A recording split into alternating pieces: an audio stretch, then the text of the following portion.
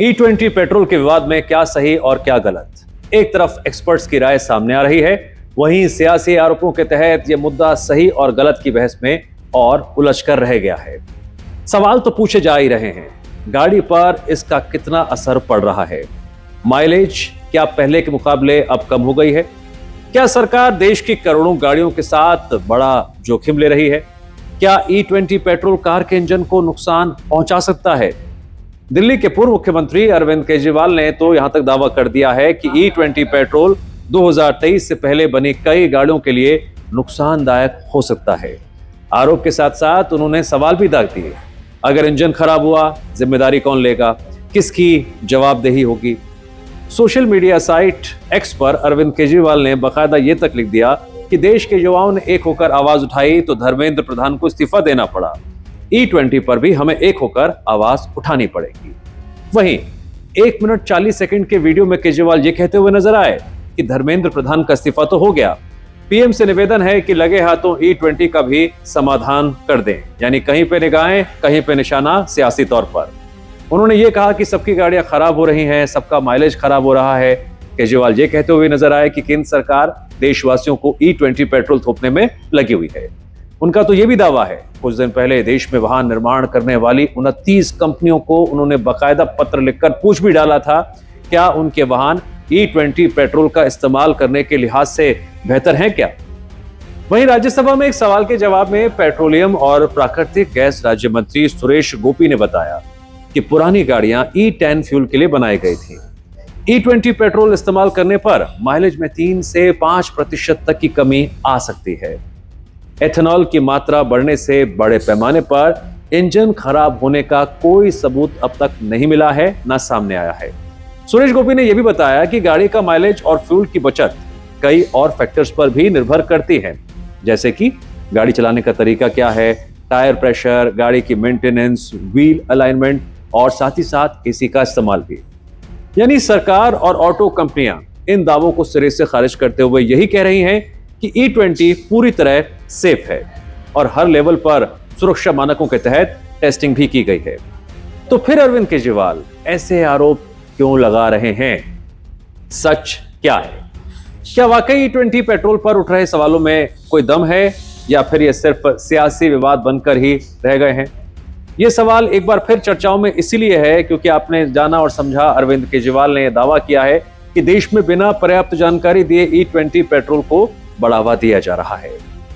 उन्होंने यह तक कहा कि कई ऑटो कंपनियों के पुराने जो ओनर मैनुअल में सिर्फ E10 पेट्रोल का जिक्र था, लेकिन अब उन्हीं वाहनों के लिए E20 को सुरक्षित कैसे बताया जा रहा है, यानी वो डबल स्टैंडर्ड्स के आरोप लगा रहे हैं।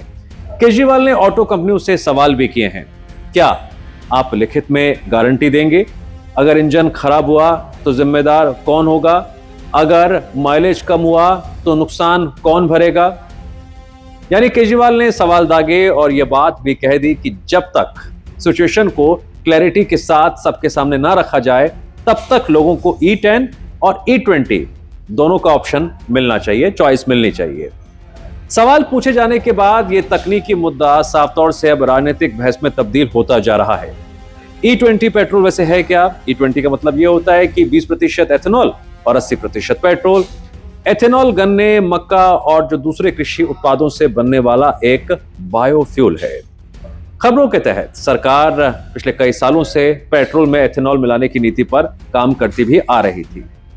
E20 के पक्ष में सरकार की यह दलील रही है कि विदेशों से कच्चे तेल की खरीद कम होगी, प्रदूषण में कमी आएगी, किसानों की आय भी बढ़ेगी और साथ ही साथ देश की जो ऊर्जा सुरक्षा है उसे और पहले के मुकाबले अब मजबूती मिलेगी। सरकार इसे भविष्य का ईंधन के तौर पर बता रही है, देख भी रही है। E20 पर ऑटो कंपनियों और सरकार का क्या पक्ष है वो भी आप जान लीजिए। ऑटो कंपनियां ये दावा करती हैं कि उनकी नई E20 कंपैटिबल गाड़ियों के लिए पूरी तरह से सेफ है। अब फिर सबसे बड़ा सवाल यह है, अगर सब कुछ ठीक ठाक है, कोई दिक्कत नहीं है, तो फिर यह विवाद दिन ब दिन क्यों बढ़ता जा रहा है? सवाल क्यों पूछे जा रहे हैं? भारत में करोड़ों ऐसी गाड़ियां हैं जो E20 नीति आने से पहले खरीदी गई थी। एक्सपर्ट्स की राय यह भी सामने आए कि पुराने इंजन और पुराने फ्यूल सिस्टम को E20 के लिए डिजाइन नहीं किया गया।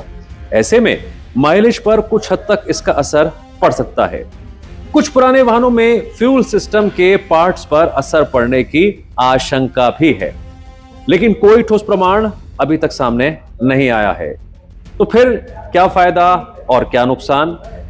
अभी तक तो यही कहा जा सकता है कि E20 से पेट्रोल आयात कम करने में भविष्य में मदद मिल सकती है। ये भविष्य की बात है।